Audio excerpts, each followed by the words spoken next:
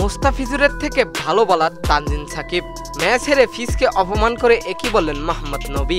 দর্শক, বিস্তারিত জানতে ভিডিওটি না টেনে সম্পূর্ণ দেখতে থাকুন। লঙ্কান প্রিমিয়ার লিগের এলপিএল এর শুরুটা ভুলে যেতে চাইবেন মুস্তাফিজুর রহমান। লিগের প্রথম ম্যাচেই ব্যর্থ তিনি, সঙ্গে বড় ব্যবধানের হার ডাম্বুলার। সোমবার রাতে ক্যান্ডির মুখোমুখি ডাম্বুলা মুস্তাফিজদের উড়িয়ে ঘরের মাঠে দারুণ শুরু করলেন ক্যান্ডি। আগেই ব্যাটিং করতে নেমে ডাম্বুলা 179 রান তোলে এবং সেই রান শত্রু আবার 2 বলে মাত্র 4 উইকেট হারিয়ে জিতে যায় ক্যান্ডি এবং রান খরচায় সবাইকে ছাড়িয়ে গেছেন মুস্তাফিজুর রহমান। নিজের প্রথম বলেই উইকেট তুলে নিয়ে চমক দেখালেও এরপর 2 হাতে রান বিলিয়ে দিয়েছেন তিনি। 3 ওভার বল করে 44 রান দিয়েছে এই টাইগার পেসার। প্রতি ওভারেই খরচা 14.66 রান। তাই তো ম্যাচ হেরে মোহাম্মদ নবী বলেন, মুস্তাফিজুরকে ভুল করে কিনেছি।